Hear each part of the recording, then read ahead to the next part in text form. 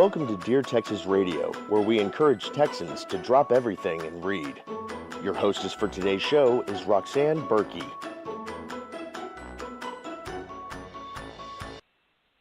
Hi, this is Roxanne Berkey, and I'm delighted this evening to have Ernie Lee, who is just a wonderful person to have a conversation with tonight.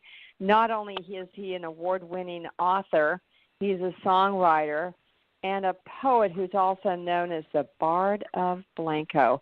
Ernie, thank you so much for joining me this evening, and welcome. Well, thank you. I'm very happy to be here and very pleased that you asked me to participate in this interview, and very happy to be able to talk with you on these things. Awesome. So, let's kind of get right into it. I know that a lot of the writing that you have done reflects the travels that you have made around the world and some of your career, but let's start first with your Texas award-winning novel, Aquasaurus. Can you tell the listeners a little bit about that?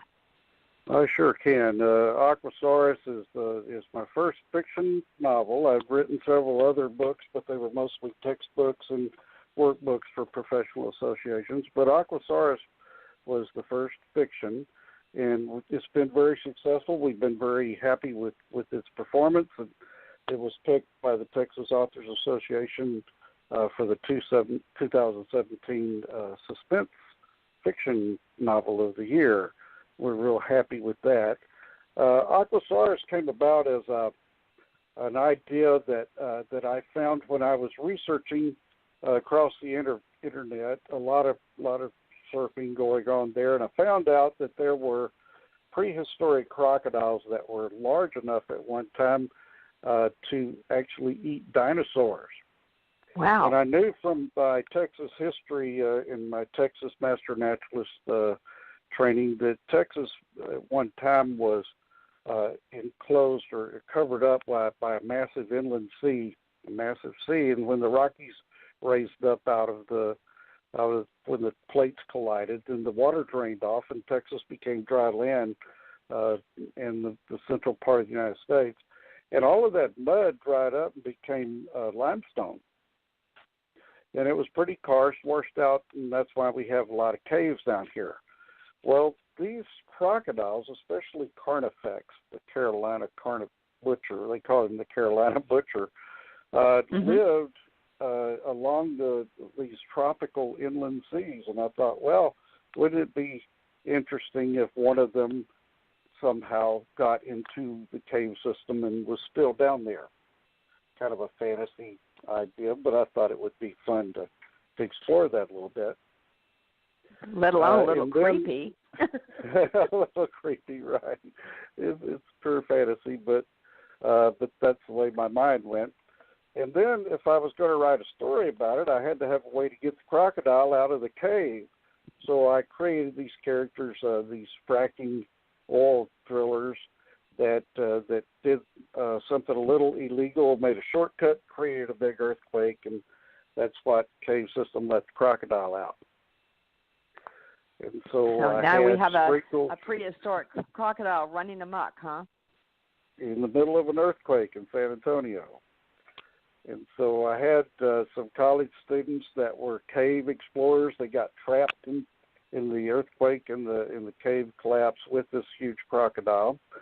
And one of the main characters' girlfriend is going to have to go save him, going to have to go do the rescue. She's a world-class rock climber, so she's very well equipped for this. The only one problem is she is afraid of the dark.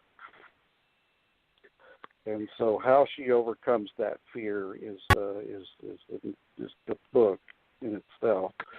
The whole book is not about a crocodile exactly. It's about fear and what fear does to us, what it makes us do, what it keeps us from doing, how we respond to it, and how we overcome fear. And so every character in the book has some sort of fear they have to overcome. A fracker that might be afraid that he's going to lose a business that his father spent years building. A mother that's afraid she's going to lose her son. Fear, of course, of huge animals earthquakes and fires and all of those kinds of things. There's all kinds of fears in there and how people are dealing with them. And so that's kind of the hidden meaning of the book. And we've been real happy with it. And it's a fun read, and it's doing real well. In fact, Squirrel Books just picked it as Book of the Week last night after we talked. And that's delightfully exciting. So not only is it a fictional suspense and award-winning, but you are also doing not only the research on the Earth and the time from prehistoric times, but also people and the characters and exploring these different fears. So what made you decide to focus on fears, just out of curiosity? Well, books need to have, I think, a little deeper meaning than the actual storyline. And and I'd always thought that there should be some meat to the subject beyond just the characters running around and doing what they're doing. They have to have some reason, some motivation for their behavior and the actions that they take. And so that was the big one for this first novel, and it worked out quite well. Well, I think it just sounds really exciting, and the characters are very, very interesting, even when you take a quick look at it. So I can see why it's been a very, very successful story for you and how you got your award. So that's very exciting. Is there going to be, on this particular one with these characters, is there any chance of doing like a follow-up or a second book in the same vein with the same characters? Well, I'm glad you asked that, because I've got a lot of people waiting for the sequel to Aquasaurus. It's going to be called The Search for Aquasaurus, and the point of this book is that since we could never completely kill fear or eliminate fear from our lives, in Aquasaurus, the crocodile escapes into the Gulf of Mexico. And so these characters now have to get together and figure out what they're going to do and how they're going to track Aquasaurus down and kill it, because it's running around and attacking little villages and groups of people, and so they figured out a way to track it down and find it and eliminate the problem. And the reason they felt so motivated was that the main character in The Search for Aquasaurus, it was her father that was the oil fracker that created the problem in the first place, so she feels obligated. And so this is the story of how Aquasaurus is searched for and found and taken care of, with the twist at the end. So totally taken care of may really have to wait for readers to get to the end of that story. Is that what I'm hearing? Right. There you go. Right. So you were speaking about the main character in this is that Rita? Is the main character Rita that you're... Martin okay. is the main character in Aquasaurus. As I mentioned, she was a rock climber, world-class rock climber, and her boyfriend, Jesse Perrine, was one of the cavers that got trapped in the cave with the giant crocodile. She does get him out. She finds him, figures out how to find him, gets him out, rescues the group, and the crocodile gets away into the Gulf of Mexico. Now, her friend, her name is Katie, and Katie is the heroine of the second book, who is the daughter of the fracker that created the earthquake. So where do you find the patterns for your characters? Are these elements from people that you've met or something different? No, not really people that I've met. I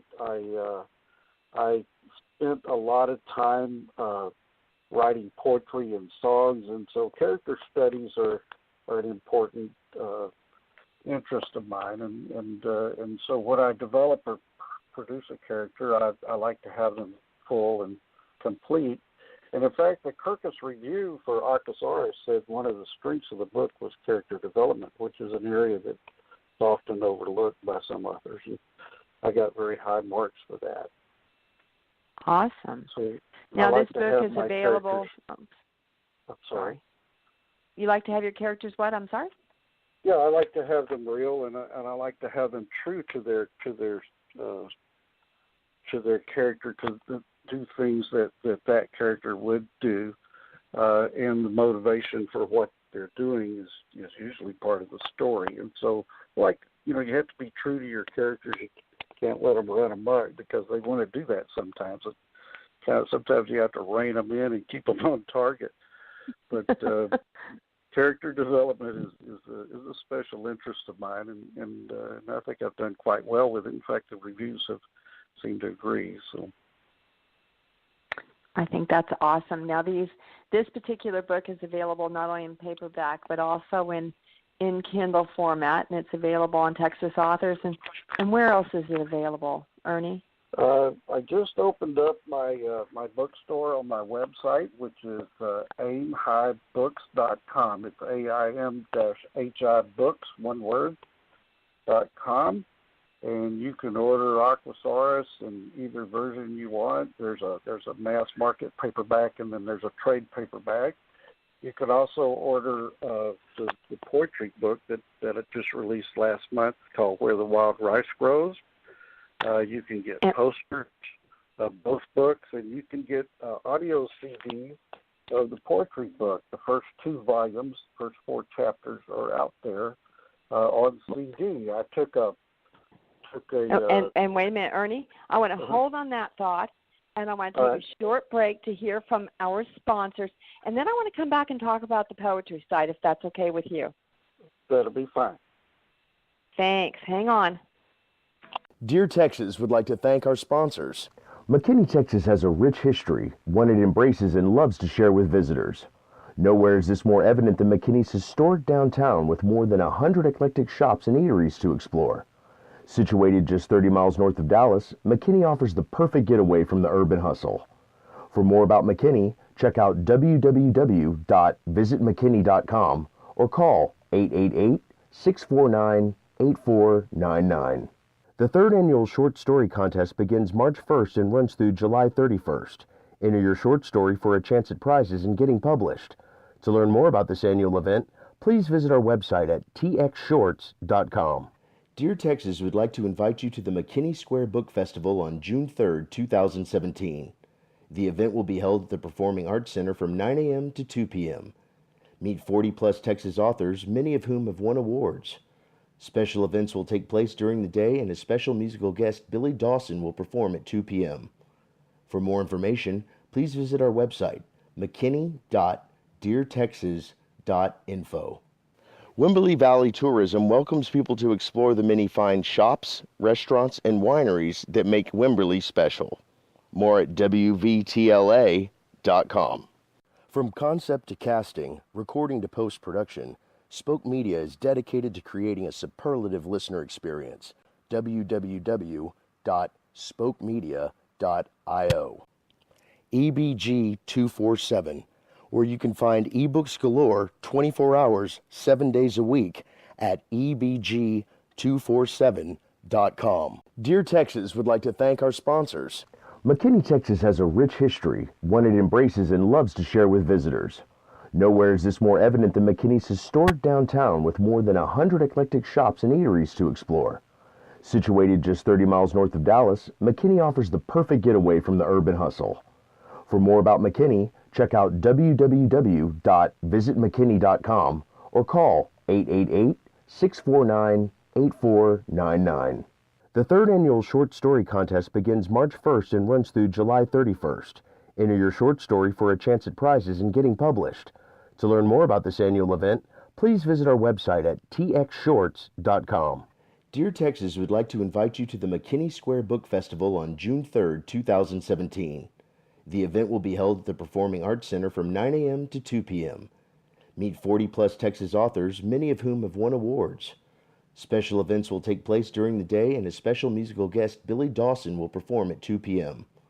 For more information, please visit our website, mckinney.deartexas.info. Wimberley Valley Tourism welcomes people to explore the many fine shops, restaurants, and wineries that make Wimberley special. More at WVTLA.com.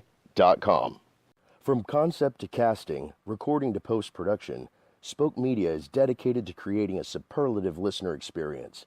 www.spokemedia.io. EBG 247, where you can find ebooks galore 24 hours, 7 days a week at ebg247.com. Welcome back. This is Rox Berkey, and I am so excited to be on a part of Dear Texas Radio, where we do encourage folks to drop everything and read. And I'm having a really fun conversation with Ernie Lee. He is a Texas award-winning author, and we had the earlier segment talking about Aquasarius, and I kind of want to move into the other side of your writing abilities, into that poet known as the Bard of Blanco, Ernie. And I want to talk a little bit about your Where the Wild Rice Grows. How did that happen? Well, I started out as a songwriter for the past 40, 50 years, and had some success with that, and decided I wanted to write some poetry too, because everything didn't actually work out as a song. And so I collected these poems. I spent 22 years in the Air Force, traveled the world, and all over, and writing about my adventures. And so I finally had enough of them to collect them and put them into a book, and I called it Where the Wild Rice Grows, and it's done quite well for a new book. And we're going to be taking it to the San Antonio Comic-Con this weekend and Wimberley Book Festival and introducing it to folks. It's a very exciting project. Well, that is exciting, and folks that want to meet you face-to-face can see you at the Comic-Con or at the upcoming Wimberley Book Festival. Yeah, my mouth got all twisted. What can I say? But I think that's really great. So folks that want to meet you can come visit you there and get some additional insights. But I think the whole idea of the poems and the length of time that you've put into that to that work is I think it's very, very impressive.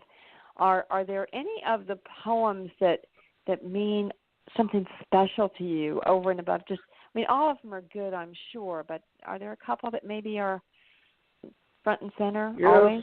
Yes, there are. As a veteran, I first wrote a lot of poems. I was in the Vietnam era and wrote some poems about that and some of the people I had met, and a couple of real stories that happened ended up in the book, and I like those poems quite a bit. And I was going to say earlier that those that prefer audio, I took this entire book and had it narrated by a well-known voice actor named Wes Elliott, and I took the raw recording of that back to my studio here at Aim High Studios here at Canyon Lake. I have in my house, and I put sound effects and music to it, and I'm releasing them as a 6 CD set. The first 2 CDs are already out and available, and eventually I'll have all 6 of them completed. The entire book will be on audio CD with musical and sound effect enhancements, and they sound great too. So we're expecting good things from those as well. Wow, I mean that's an amazing approach to it. So you've got the good voice talent, and then you do essentially your own mixing from your own studio. That's not something everyone has there available to them. So that's a very good, exciting way to produce your book. Do you think it's going to do better than the written version? Well, it'll be the same, but some people enjoy reading and they enjoy holding a book in their hand. Some people like the audio part and pop a CD in driving down the road and listen to the whole book. In fact, it'll be better than just a narrated book. This will actually have sound effects in it, and it will take you into that scene and help you experience that in an audible way. Well, and I know that your career in the military, and as a side note, we certainly thank you for your service to this country. gave you a lot of the ideas for these stories. But again, I know there's an audio, but is there a couple of these that are maybe front and center that you would encourage people who are taking a glance at the book to try and look at? Yes, I did win some awards for some of them, and those, of course, will always be favorites. There's a poem in there about a young girl that wants to be a dancer, has the dream to be a dancer, and that's a very interesting point. It's called Moonlit Arabesque. Of course, there's some romantic poems in there too that I was inspired by my wife. There's some funny poems in there about some cats I have known, Al Capone and the Jaws of Death, and a cat I had for a number of years named Cocoa Puff. I wrote a poem about her, and then but some of the poems that I think are the most poignant are the ones about the Texas Hill Country where I live. The nature and the clouds and the water and the springs that flow through this area inspired me deeply, and I wrote a number of poems about the Texas Hill Country. Being a researcher and a historian, I also wrote about the Tonkawa Indians that lived in this country in the 19th century, and how they were pushed off of the plains by the horse Indians into this area here where they found a home, but they were kind of crushed between Mexico and the white populations that were moving east, and eventually ended up being extinct. And so I have a section of poems called the Mesquite Bean War, which is part of a larger work. If I ever am able to finish it, it will be an entire book on the Tonkawa Indians that lived around here and their trials and tribulations and how they lived and what they had to deal with in this part of the country. So there's some research and some history as well as almost, a good portion of your life that went into creating Where the Wild Rice Grows, and the music behind it is probably very poignant, especially with some of the titles that you mentioned. Well, being a former musician and songwriter, I like to think I have a talent for picking music that matches the mood that you're trying to create in that particular poem. And the ones that I've done so far I've been very happy with, and I hope the public will be as well. There's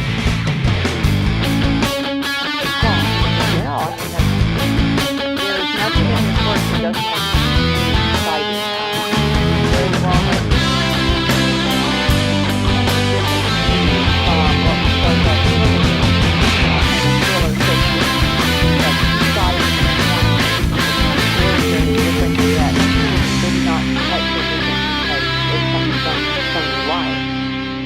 So I have to know, do we have any new work that you're planning to let your readers take advantage of? Anything coming out soon? I'm really glad you asked, because I do. I'm on the finishing stages and hope to have it done by July this year. It will be a novel called Him.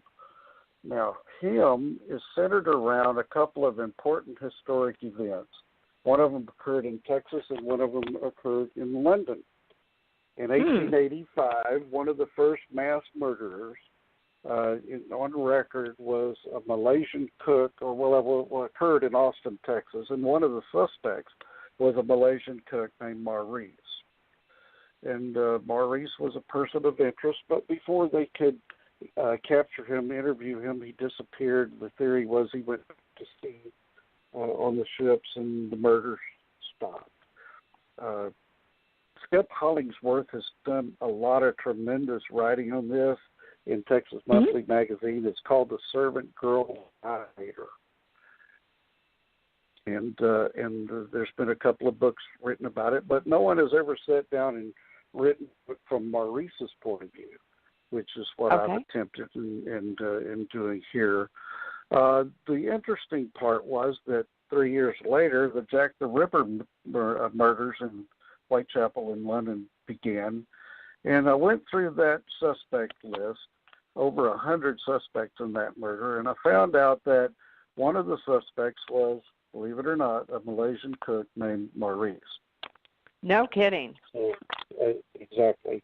It was a very, very big coincidence, if it is a coincidence. In fact, there's a big community of people out on the internet. And so I said, well, that's a great storyline. I'm going to go ahead and write a book, and Maurice is going to be my main character. It's going to have some twists and turns in it. And the basic storyline is that Maurice is innocent. And it's going to be in his point of view. But he knows who the murderer is. And it's a lifelong companion and close friend of his. And so the story is about how far will Maurice go to stop the killing once he becomes convinced that his friend is guilty. Okay, so this begs the question, is this more of a fiction or a nonfiction? It's a fictionalized account of events that actually happened, but there's no definitive proof that they're the same person or that is the person that actually committed those crimes.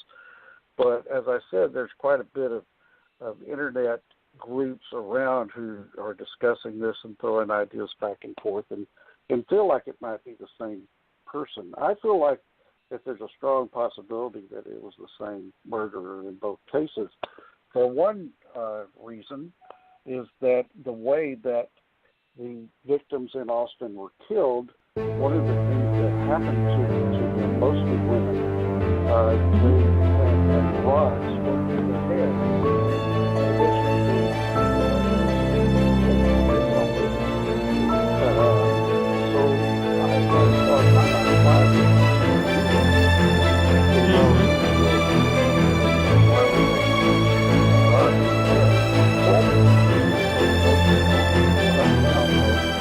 There were some spirits there. They have one that's similar to the American werewolf, and the American and European werewolf, as you well know, the way to kill a werewolf is a stake through the heart.